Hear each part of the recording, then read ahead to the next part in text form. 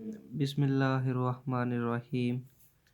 Dear students, आज इस lecture में हम चैप्टर नंबर 3 यानी कि रेशो और प्रोपोर्शन के कुछ थ्योरम्स को डिस्कस करेंगे। तो इनको कहते हैं थ्योरम्स ऑन प्रोपोर्शन, उर्दू में इनको कहते हैं तनासुब के मसले। तो यूनिट नंबर 3 से आइए वन बाय वन इनको करते हैं और आपने इनको याद भी रखना है, क्योंकि हम ये क्वेश्चंस में सॉल्व करते हैं तो यूज़ भी करते हैं और इसके अलावा ये बोर्ड में पूछे भी जाते हैं। तो पहला थ्योरम है बेटा, थ्योरम ऑफ इनवर्टेंडो, उर्दू में मसलाए अक्स निस्बत इसको कहते हैं। बड़ी सिंपल सी छोटी सी इसकी ये स्टेटमेंट है कि if A ratio B is equal to C ratio D, यानी ये अगर हमारे पास दी गई ये तनासुब है कि ए निस्बत बी बराबर है सी निस्बत डी, तो मसला अक्स निस्बत के मुताबिक देन फिर क्या होगा कि हम क्या करते हैं, निस्बत के अरकान की जगह पोजीशन चेंज करते हैं। बी को ए की जगह पर और ए को बी की जगह पर लिखा, और फिर यही काम दूसरी निस्बत में भी कर दें, सी निस्बत डी को डी निस्बत सी कर दें। इसको हम थ्योरम ऑफ इनवर्टेंडो कहते हैं।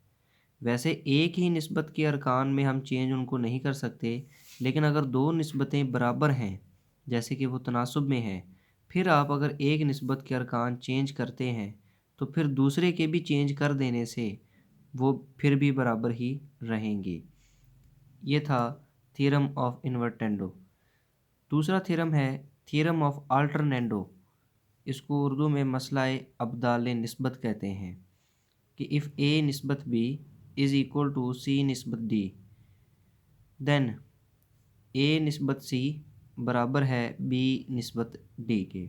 यानी अब हम चेंज क्या किन को कर रहे हैं, जो मीन्स के एलिमेंट हैं दी गई रेशो में बी और सी, आप इनकी पोजीशन आपस में इंटरचेंज कर दें तो बी की जगह पर सी आ गया और सी की जगह पर बी आ गया। ए और डी अपनी ही जगह पे मौजूद रहेंगे, सिर्फ मीन्स वस्तैन के अरकान की आपने पोजीशन आपस में चेंज की। तो इस थ्योरम को थ्योरम ऑफ अल्टरनेंडो यानी कि मसलाए अब्दाल निस्बत कहते हैं। तीसरा हमारे पास थ्योरम है जी, थ्योरम ऑफ कंपोनेंडो, इसको उर्दू में मसलाए तरकीब निस्बत कहते हैं। तो ये क्या है कि अगर if A ratio B is equal to C ratio D, then ये इसके दो पार्ट हैं। फर्स्ट पार्ट क्या कहता है, ए में दूसरा रुकन बी ला के जमा कर दें, रेशो बी दूसरा रुकन वैसे ही लिखें।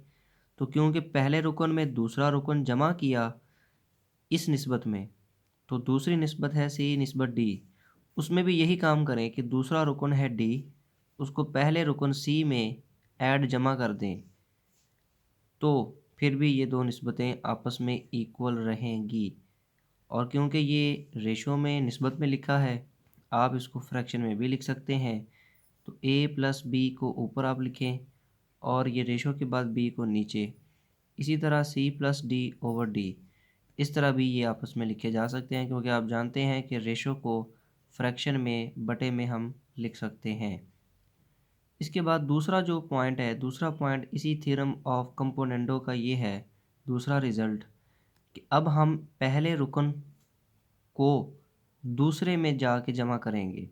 तो पहला रुकन अपने ही जगह पे रहेगा ए, दूसरा रुकन था बी, इस बी में आपने ए को ऐड कर दिया। So A ratio A plus B is equal to, अब इसी तरह इस सी को भी ऐसे ही लिखें और इस डी में इस सी को ऐड कर दें। तो A ratio A plus B is equal to C ratio C plus D, और आप इस रेशो को भी फ्रैक्शन में लिख सकते हैं, यानी कि A over A plus B is equal to C over C plus D. इस तरह ये था थ्योरम ऑफ कंपोनेंडो।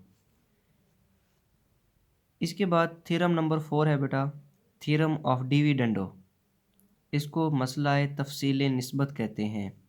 और ये क्या है कि if A ratio B is equal to C ratio D, then देखिए कंपोनेंडो में हमने ऐड किया है, तो अब हम थ्योरम ऑफ डिविडेंडो में सिर्फ ऐड की जगह माइनस की अलामत लगाएंगे, तो ये थ्योरम ऑफ डिविडेंडो कहलाएगा। यानी कि पहले रुकन ए में से दूसरा रुकन बी माइनस करें, और दूसरी निस्बत में भी यही काम कि सी रेशो डी हमें दी है, तो दूसरा रुकन डी है, पहला रुकन सी है, तो सी में से डी को माइनस कर दें। इधर भी हमने पहले में से दूसरे को माइनस किया, ए माइनस बी, इधर भी पहले में से दूसरा सी माइनस डी। बी और डी अपनी ही जगह पे एज इट इज़ रहेंगे। तो इस रेशो को भी आप फ्रैक्शन में A minus B over B is equal to C minus D ratio की जगह बटा ओवर डी लिख सकते हैं। इसका अब ये तो था पहला पॉइंट, पहला रिज़ल्ट। दूसरे रिज़ल्ट में क्या कर सकते हैं कि हम पहली टर्म को वैसे ही लिखेंगे एज इट इज़, दूसरी जो हमारी टर्म बी है उसको हम कर रहे हैं ए माइनस बी, लेकिन याद रहे बी माइनस ए नहीं बल्कि A minus B is equal to, इसी तरह ये सी आप वैसे ही, और इसको फिर आप लिखेंगे सी minus D.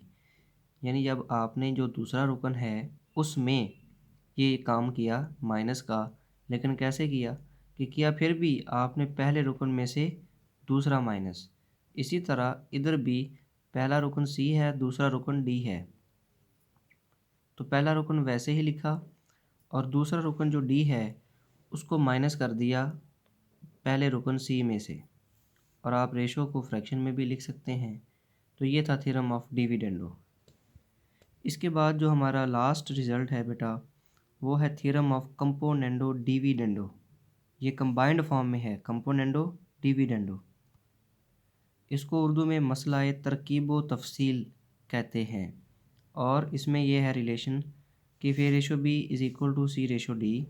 Then first result क्या कहता है कि A plus B ratio A minus B, यानी कि हम पहली टर्म में दूसरी टर्म माइनस प्लस कर रहे हैं और फिर पहली टर्म में से दूसरी को माइनस कर रहे हैं, इज़ इक्वल टू इधर भी वही काम, दूसरी निस्बत जो सी रेशो डी है उसमें भी यही काम कर दें कि सी में डी को ऐड करें और फिर सी में से डी को माइनस कर दें।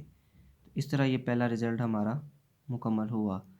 अब हमने पहले रिज़ल्ट में पहले प्लस किया फिर माइनस किया, अब आप इनकी जो है पोजीशन चेंज कर दें, यानी कि पहले माइनस करें और फिर प्लस करें, और फिर दूसरी निस्बत में भी उसी हिसाब से कि ए माइनस बी तो इधर सी माइनस डी, फिर ए प्लस बी और इधर सी प्लस डी। आप इस रेशो को फ्रैक्शन में भी लिख सकते हैं।